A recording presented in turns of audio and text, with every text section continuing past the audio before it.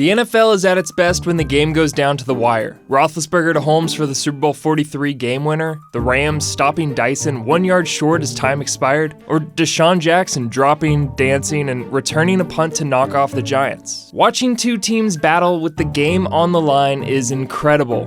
But when one team brings everything they've got and the other can't score a point to save their season, the result is an unwatchable nightmare that of course Jeff Fisher is invited to.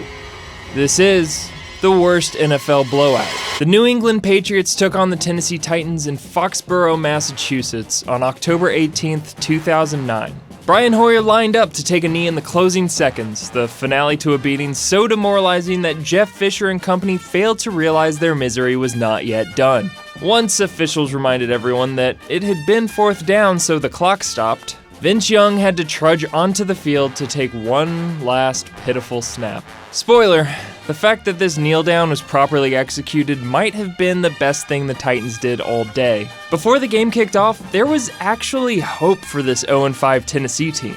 Sure, snow had been collecting all day and there would be wind gusts up to 25 miles per hour, but with Chris Johnson and Lindale White, those lousy conditions played right into Tennessee's hand. The same couldn't be said for the Patriots. Brady was throwing over 40 times per game through 5 weeks, and only once had the team cracked 100 yards rushing. Hell, in pregame warmups, even our perfect boy Tom was having a hard time handling the ball. The Titans were still just 10 months removed from being the #1 seed in the AFC, and the only meaningful departure from that team came when Albert Haynesworth swindled Washington on the first day of free agency. And once the game actually got underway, it looked like their defense might keep them in it. They gave up 10 points in the first quarter, but hey, it's the Patriots. That happens. Unfortunately, their offense had 8 meaningful drives in the first half, 5 of which ended with a punt, including this 21-yard beauty by the poor but busy Reggie Hodges. The other 3 resulted in this Lindale White fumble, a botched snap which the Patriots fell on, and then this Kerry Collins interception. They finished the first half with 84 yards on offense, which is honestly surprising considering their passing attack had been impressive for all the wrong reasons. But we'll come back to that. Those turnovers happened on back-to-back-to-back possessions, and all contributed to a second quarter which requires a not safe for work tag in case any Patriots fans are watching. Y'all might get a little too excited. Already up 10-0, Tom Brady abused the Titans' defense. He started by hooking up with Randy Moss on this flea flicker for a 40-yard score. Then, less than 1 minute later, the pair connected again from 28 yards out. A couple minutes after that, this screen pass to Kevin Falk resulted in a 38-yard touchdown. That led to Welker getting in on the action, once from 30 yards out, and then again from the 5. In less than 10 minutes of game time, the Titans defense gave up 5 passing touchdowns, which matched how many the Titans offense had total on the season. And while Patriots pass catchers hauled in 23 of Brady's 28 attempts, Tennessee receivers seemed confused by the concept of a catch. Collins passed 12 times and completed a grand total of 2 on the day, aided by some awful drops from guys like Chris Johnson. He finally connected on his 6th pass for a nice 15-yard gain to Ahmad Hall, but the lowest point of his night came on his 2nd completion. Facing 4th and 10 from the New England 17, Collins stumbled in his drop. He flipped the ball up to Nate Washington out of desperation, who fumbled and sent the play backwards, resulting in a 22-yard loss. This got credited as a pass play and gave the Titans -7 yards passing on the day. That was one of just 8 Tennessee plays in New England territory all game, and 3 of those 8 would result in a lost fumble. Collins got yanked after that, and he passed the torch off to Vince Young, who immediately threw it to a Pats defender on his first attempt. Back to Brady, he led the Patriots for just 1 drive in the second half, throwing a 3rd touchdown to Randy Moss, who at this point didn't even care to celebrate.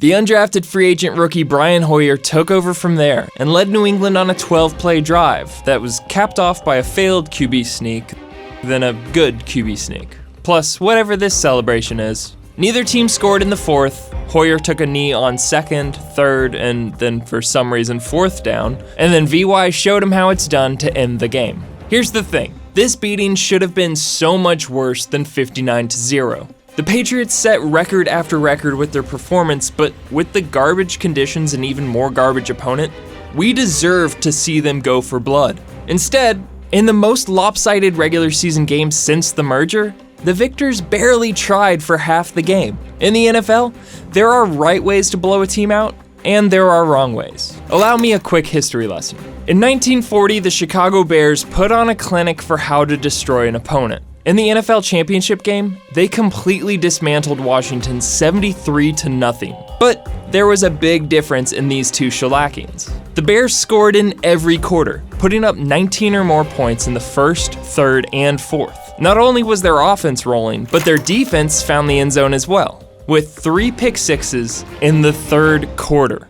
I know the forward pass was still a fresh idea, but come on. They treated the NFL championship game as a company retreat and made sure everyone got in on the fun. Back to 2009, and the Patriots blew their load in the second quarter. From there, Bill Belichick decided to just toy with his foe. Like a lioness teaching her cubs how to finish off their wounded prey, Hoyer came in looking to make his coach proud. Usually with your backups in and a sizable lead, you're running the ball and killing clock. But in the 23 non-kneel-down plays ran with Hoyer on the field, the Pats still threw the ball 11 times, plus 3 rushes by Hoyer. They also let the rookie go for it twice on 4th down and converted one of them. Basically, this is the lioness passing off the wounded zebra, and the cub just swats at it until it dies of exhaustion. The only redeeming thing about this game was that Phil Simms had to suffer through it. Nance forced him to relive memories he tried to forget. Don't bring up that game.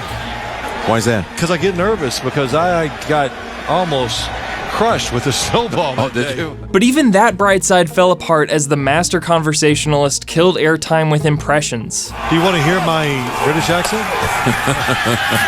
Well, there's 3 kinds of tea. How's that? And when the game wasn't good enough to talk about, they focused on their coworker who got absolutely blown up. And then Simms tries to kink shame him. But Jimmy Timmons, we know him, he probably liked it. To top it all off, Jeff Fisher used this blowout loss to turn the Titans' season around and accomplish his annual personal goal, an 8-8 finish. Just as a nuclear blast won't disrupt a cockroach population, a 59-0 loss won't derail this coach. So just remember, the only good blowout is one that goes on for the full 60 minutes with no mercy given on either side of the ball. Because otherwise, Jeff Fisher will never learn. Hey, thanks for sticking around. Since you're still here, you probably enjoy humiliation and/or the Patriots, so you'll love our Rewinder episode about the butt fumble. Or, if you want more of the NFL at its worst, here's another option. Make sure you subscribe to SB Nation, and we'll see you soon.